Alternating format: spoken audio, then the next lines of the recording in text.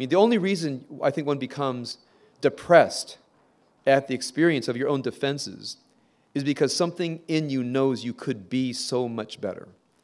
And without that experience that you could be so much better, it wouldn't be depression, it would just be observation. You just observe. I lie, I make excuses, I blame other people, I evade, I don't tell the truth, especially to myself. You make observations. That's how you conduct your inner life.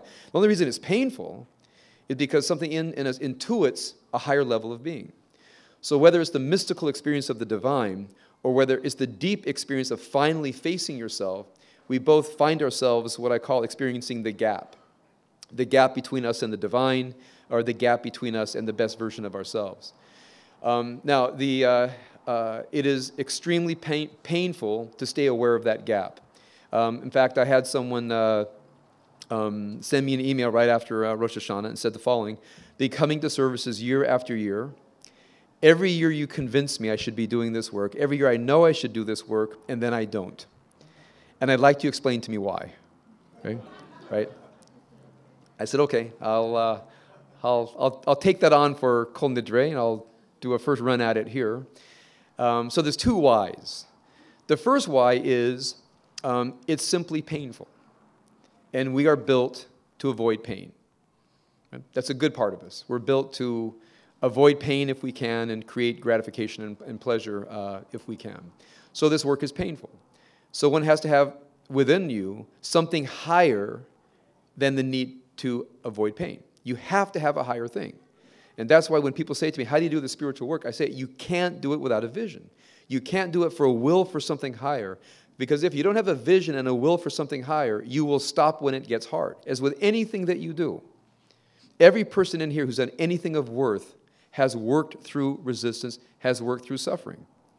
I mean, every incredibly successful I know, we have many people in this congregation, if you knew how hard they worked with the God-given talent they have, you would be stunned. The most talented people are also the hardest working people, those who take that God-given talent and refine something out of it. And it's the same thing with the inner life.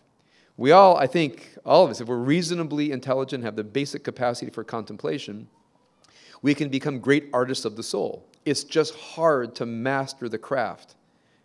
You innately have the craft. I mean, very few of us are born with great artistic craft. We're never are born with it. How do I know this? Because of all the people who try and don't succeed that are inflicted upon me every time I turn on the radio or watch television or something. I mean, I see the incredible difference between talent and greatness and depth and that which is not. Well, all of us actually, we reasonably intelligent, have a basic capacity for introspection, can be artists of the soul. It's hard to master the craft of the God-given talent that you have been given. So the first thing is, it's painful, it's difficult, it's tedious. So first thing I'll say is, why don't we? A, because it's difficult. And the second reason why we don't is because we don't use our calendars. And here's where I'm going to get very practical. Nearly every person born with a great talent who's mastered it keeps time. They know when they're going to write. They know when they're going to paint. They know when they're going to practice. They know when they're going to do the work on their instrument. They don't say, well, I'll write when I feel like it, or I'll sit down at my piano when I feel like it, and I'll get up when I don't feel like it anymore. Every great artist that I know shows up, and even if nothing is coming to them, even if they don't feel like it, they conquer those feelings and they push through it. I mean, you have the rare genius who every time they sit down, it flows. But even the geniuses that I know are people who take the capacity for genius and work very hard at what they do. And why? Is because they have a calendar. So when a person said to me, why don't I actually wrote the person, I said, do you have outlook? That may be a reason why you're not getting very far in your spiritual life, because you're not putting it in your calendar.